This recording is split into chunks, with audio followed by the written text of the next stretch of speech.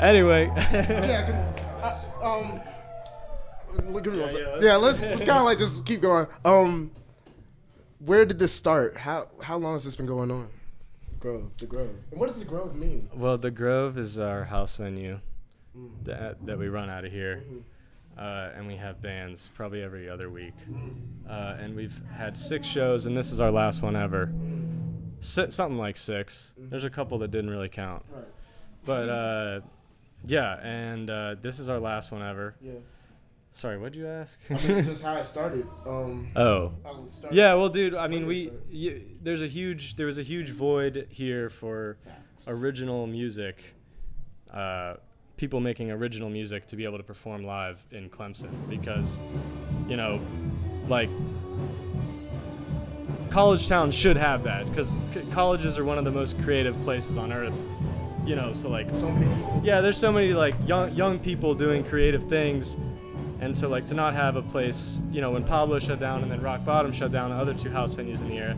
And there are some venues, like, nearby, like in Greenville, but, like, there's just a huge void for, like, original music, people to, you know, actually have people come out to watch you play original music.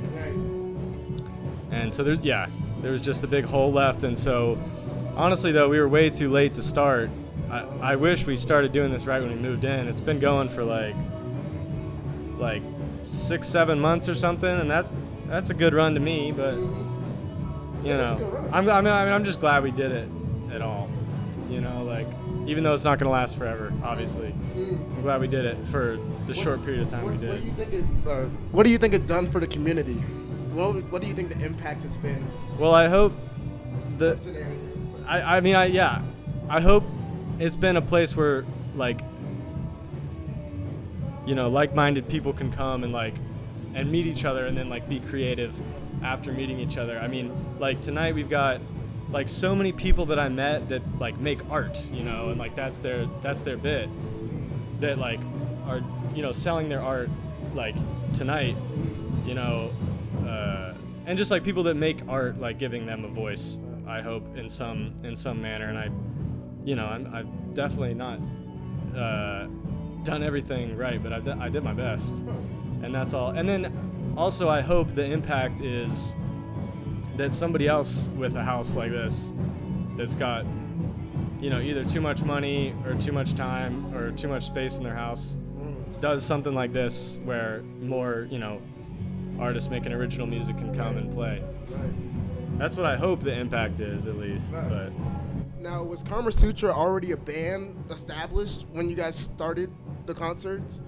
And kind of talk about, because you are in part of that band, kind of talk about your the involvement in the band's creation with the Grove and coming together, and now you have a band and you have a venue and stuff like that. So how did Karma Sutra really start? Yeah, I mean, we've been doing Kama Sutra for like 2 years now. Yeah. And then the Grove for like 6 months or something. I don't know if those numbers are right, but it's something like that. But yeah, I mean, like, and we probably were a band as Kama Sutra for like a year before we played a show, and it was at a house venue just like this, Rock Bottom, that no longer exists. Shout out Joe, but and Amphibian, but yeah. So I mean, like, you know, we craved a place like that, like almost selfishly. I mean, we played the Kama Sutra played the first Grove show, opened it up, and so, like, I mean, it was almost like a selfish, like I miss that, you know. So and also provided like Kama Sutra a place to play a little bit, but yeah. Anyway, yeah. So I mean, they're definitely intertwined, and like I definitely like see them as connected, you know, and like they're definitely like my 2 biggest artistic outlets. Now, who's all in Karma Sutra? Is you? It's me, 2 other roommates that live here. Okay. Me, Tennessee, Sam. Okay. Keyboardist, bass. Okay. Now, I always wanted to ask this. What made you guys pick the name Karma Sutra? Oh, dude. I'm reading it. It does not mean anything. Okay. Because I know what it means technically. Right? Yeah. Webster. Oh, I should have given this to you. I mean, yeah. Oh, I think I just touched it. Oh shit, my bad. But no, you're good. Because like Kama Sutra is like sex positions and shit, like so. Yeah. Well, why that name though, or where did that come from? If it's random, like. Yeah. Well, it's like it's a pun on the Kama Sutra, but I don't know anything about the Kama Sutra. I know it's like it was some like Indian like Vedic manuscript on love, and the like the sexual part of it is what got blown up, and that's what people know it as. But it's kind of like a guide on living and loving as a whole. And but I don't know anything about it, so I'm kind of fake. No, I mean, like I should probably do some research, like figure out what that is. Do you think the theme on love and stuff like you were talking about that applies to the bands, like the music like you guys create? Does it give you that feeling of like love and like emotion and stuff like that you would like attribute to the Kama Sutra? Like maybe that's a meaning. Yeah, I mean, I love Kama Sutra and I love the homies that I'm doing it with. But I don't know that like the Kama Sutra has imparted any knowledge on me. It's kind of just like funny, and I mean that's like something that we've like a thread that's run through the band is like we do things because it sounds right, you know, and like that's to me that's all that really matters. Like it has a meaning to me, but it's like I can't like say it, and it doesn't really have. You know what I mean? Like, I don't even know what the Kama Sutra is, but I just think it's funny. It's perfect. Yeah, and for some reason it feels right. Like, it feels like it describes our sound in some way. Facts. Like the perfect position. You play drums for the band, right? Yeah. When have you always played drums? I actually didn't notice about you because we met skating, so I didn't even know you played an instrument, bro. Like, talk about your musicality, your hidden musicality. Well, I did the band in high school for like one semester, and it sucked.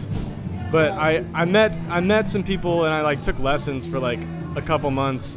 But then from there, I've just like, I don't know, I fell in love with it, and I've just been doing it. And I had a couple shitty bands in high school. We never, awesome people, but we didn't make very good music.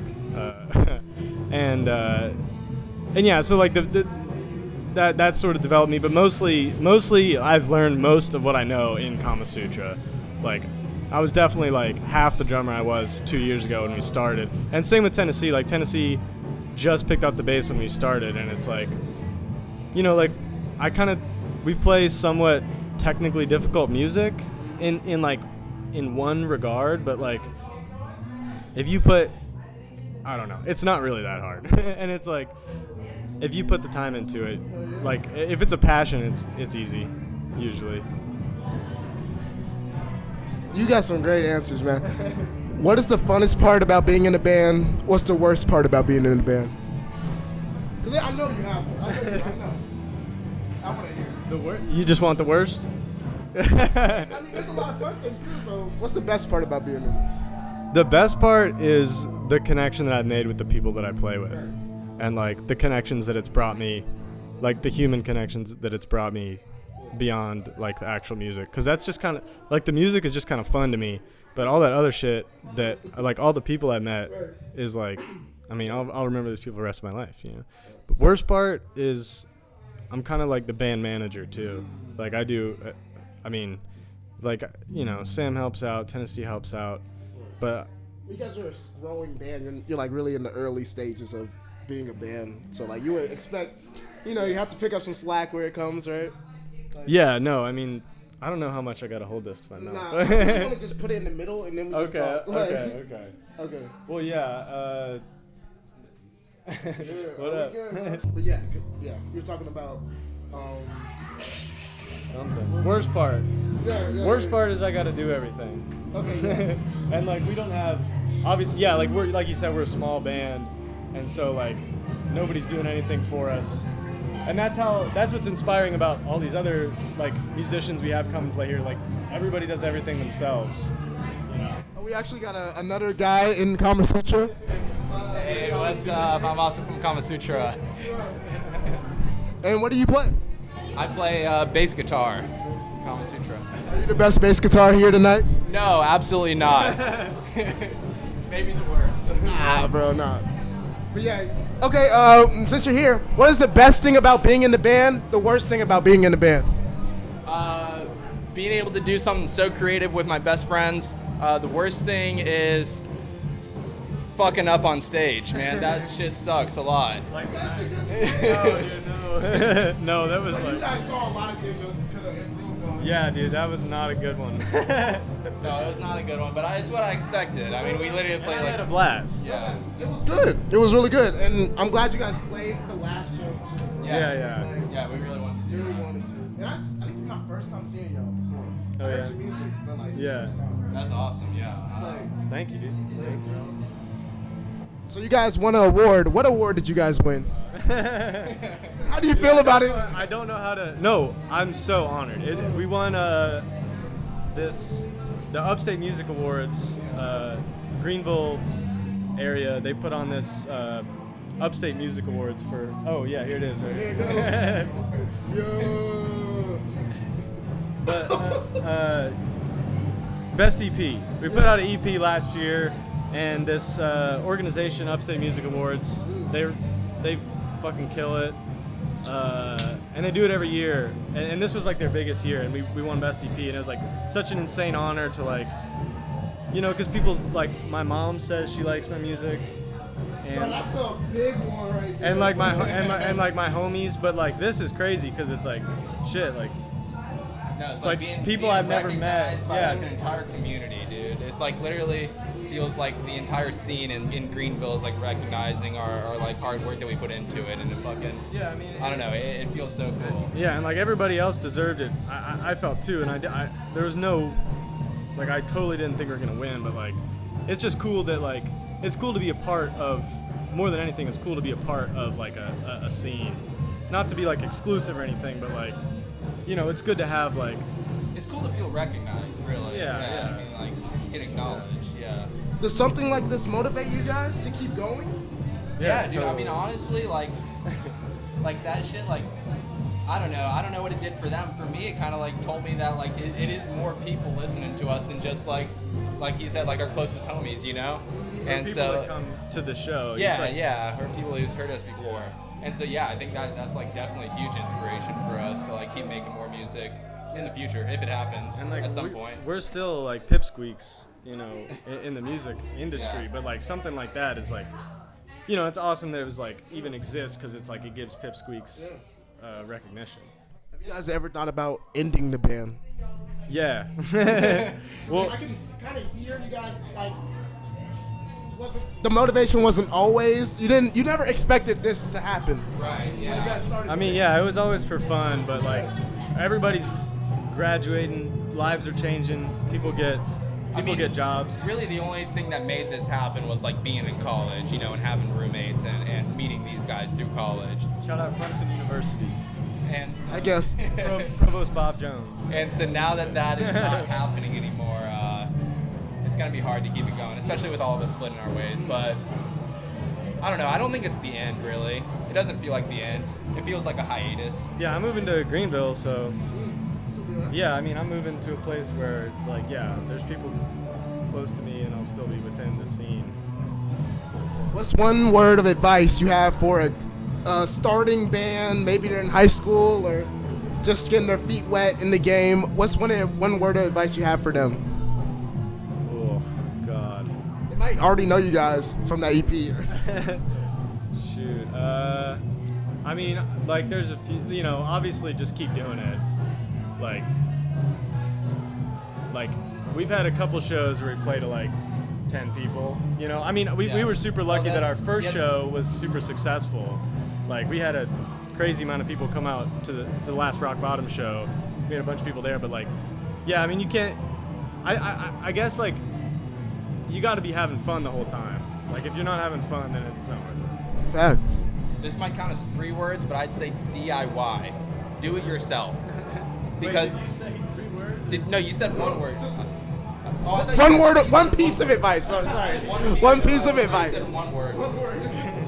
Well, still going off of that DIY, like I don't know. It's so clear that there is not like an infrastructure, you know, already pre-built in Clemson for this type of shit. So like, one of the biggest things I've wanted like the Grove to do is get other people excited about local music and like get them interested in it, get them doing it, get them hosting it, so that we can just like have more bands come out, have more people play, have more people able to express themselves and do this shit. Like, I don't know. I just feel like a lot of people are you know, so willing to come to somebody's house and watch a show there, but not so willing to have a show at their house, and it can't happen if nobody has a show at their house, you know. So I think people got to take initiative. If they're passionate about it, just fucking do it, you know.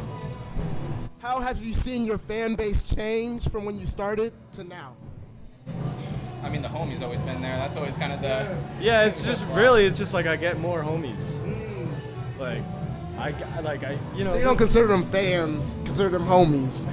Well, I mean, I'm sure there's people that are just like fans, but like the, you know, the size we are, it's like I meet most of the people that are listening to the stuff. So it's like I still feel like I'm just like getting more friends that like I can, you know, I have a connection with that happen to like have met us because of Kama Sutra. You know what I mean? Yeah, but I mean, definitely like Greenville music scene like has opened the doors on that, like has taken it just away from just our homies more to like a wider audience, especially again like the fucking music awards like that. Like just showed us our entire. Was it like an award show, like where you guys had to like the Grammys or something? Yeah, dude, it was legit. Like we walked up on legit. stage, Connor gave a little speech, we accepted the award. It was crazy. It was so surreal. I was like, what is happening right now? It was pretty legit. And they had like a carpet, dude. It was in the Peace Center. Oh, yeah, the Peace Center. Yeah. Fancy. Hey man, you guys. Hey, I like the tap, bro. Is that the real ones? No. I guess I got the real ones. Oh, you do got the real ones. Yeah, I got the but I fuck with that, bro. Okay, so we talked about that. Anything else y'all want to say for the fans, the audience listening, about you, about Kama Sutra, anything? Last words. Shoot. Thanks for the support. I mean, we honestly couldn't fucking do it without anybody listening. And it's super honored to have you ask us to talk about it. Afterlife. Shout out Afterlife. Because like, I mean, yeah, you guys, you know, like are doing a totally different thing, but it's like the same idea. You know, it's like you're passionate about a thing and you're just doing it. And so I respect that. And you're promoting other artists in your work. Yeah. And I'm artist. I think it's super cool. I don't know, just not even like playing music or like getting people to tell me I did that well. Honestly, just like seeing a community and like seeing a community built around like this kind of art. It is cool. It's so cool. It's like makes it all worth it to me. Or art, period. I mean, we're honored for letting us do this, bro. Cause you know, yeah, man. You guys are really good, bro. And I fuck with you guys on a genuine level, and then you guys just have dope music on top of it. Thank you. I appreciate that. No problem, bro. You gotta go skate that. Did you see that little mini ramp out there? Yeah, I saw it and how rocky it was. yeah. No, that shit was sketchy.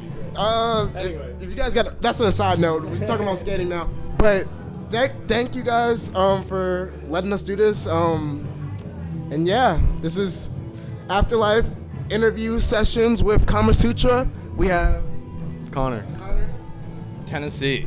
And there's a third member that he's probably in pain, but he's somewhere around here. And thank you guys for being here for us, and we're out.